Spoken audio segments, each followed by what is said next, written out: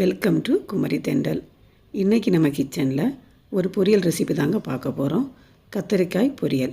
இது எப்படி பண்ணுறதுன்னு பார்க்குறதுக்கு முன்னாடி நீங்கள் இன்னும் நம்ம சேனலை சப்ஸ்கிரைப் பண்ணலைன்னா குமரி தென்றல் சேனலை சப்ஸ்கிரைப் பண்ணிக்கோங்க. மறக்காமல் பக்கத்தில் இருக்கிற பெல் ஐக்கானையும் கிளிக் பண்ணிக்கோங்க. அப்போ தான் நான் போடுற ஒவ்வொரு வீடியோவும் உடனுக்குடன் உங்களுக்கு வந்து சேரும். இப்போ நாம் கத்திரிக்காய் பொரியல் எப்படி ரெடி பண்ணுறதுன்னு பார்க்கலாம் வாங்க. இப்போ ஒரு கடாயில் 2 ஸ்பூன் அளவுக்கு எண்ணெய் சேர்த்துட்டு எண்ணெய் நல்லா சூடாகி வந்ததுக்கப்புறமா இதில் கொஞ்சமாக கடுகு, அப்புறமா கொஞ்சம் உளுந்தம்பருப்பு சேர்த்துக்கோங்க. கடுகும் உளுந்தம்பருப்பும் நல்லா பொரிஞ்சு வந்ததுக்கப்புறமா 10 மாதிரி சின்ன வெங்காயத்தை நான் பொடிசாக கட் பண்ணிவிட்டு இதில் சேர்த்துட்ருக்கிறேன். நீங்கள் சின்ன வெங்காயத்துக்கு பதிலாக பெரிய வெங்காயம், ஒரு பெரிய வெங்காயம் சேர்த்துக்கோங்க. சேர்த்துட்டு இந்த வெங்காயத்தை லைட்டாக வதக்கி எடுத்துடலாம். ரொம்ப கலர் சேஞ்சதும் ஆக வேண்டாம். லைட்டாக கலர் சேஞ்ச் ஆகி இந்த மாதிரி கண்ணாடி பதத்துக்கு வரும் பாருங்கள். இந்த ஸ்டேஜ் வரைக்கும் வதக்கி எடுத்துக்கிட்டால் போதும். இப்போ இதில் கட் பண்ணி எடுத்து வச்சிட்ருக்கிற கத்திரிக்காவை இதில் சேர்த்துடலாம்.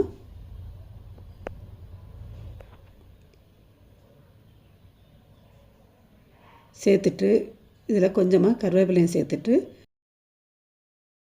ஒரு 2 நிமிஷத்துக்கு இந்த எண்ணெயிலேயே நல்லா இதை வதக்கி எடுத்துடலாம்.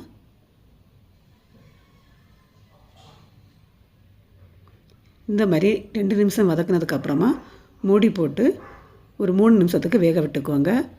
இப்போ பாதி அளவு கத்திரிக்காய் வெந்து வந்துட்டுருக்குது. இப்போ இந்த டைமில் நம்ம இதில் மசாலா சேர்க்கணும்.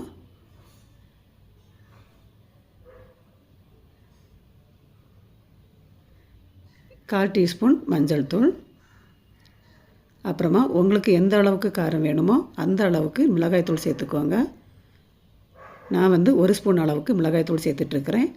அப்புறமா ஒரு 1/2 ஸ்பூன் அளவுக்கு மல்லித்தூள், இது கூட 1/2 ஸ்பூன் அளவுக்கு கரம் மசாலா, அடுத்ததாக இதுக்கு தேவையான அளவு உப்பு. இப்போ இந்த மசாலா எல்லாம் சேர்த்ததுக்கப்புறமா இதை ஒரு வாட்டி நல்லா கிளறி விட்டுக்கோங்க. ஃப்ளேம் மீடியம் ஃப்ளேமில் வச்சு வேக வைக்கணும்.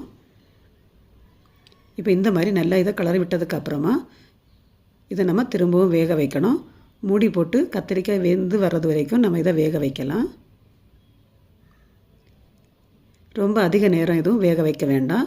திரும்பவும் ஒரு 5 நிமிஷம் மட்டும் வேக வச்சுக்கிட்டாலே போதும். கத்திரிக்காய் நல்லா முழுவதுமாக வெந்து வந்துடும். இப்போ ஒரு 5 நிமிஷம் ஆனதுக்கப்புறமா ஓப்பன் பண்ணி பார்க்கலாம். கத்திரிக்காய் நல்லாவே வெந்து வந்துட்டு இருக்குது. அவ்வளவுதாங்க, கத்திரிக்காய் பொரியல் நமக்கு ரெடி ஆகிடுச்சு. இது சாம்பார் சாதம், அப்புறமா தயிர் சாதம், அப்புறமா லெமன் ரைஸ் கூட சாப்பிட்றதுக்கு ரொம்பவே சூப்பராக இருக்கும். நீங்களும் இதே மாதிரி ட்ரை பண்ணி பார்த்து எப்படி இருந்துச்சுன்னு உங்களோட ஃபீட்பேக்காக கமெண்டில் சொல்லுங்கள். மீண்டும் இன்னொரு ரெசிபியோடு உங்களை சந்திக்கிறேன். நன்றி, வணக்கம்.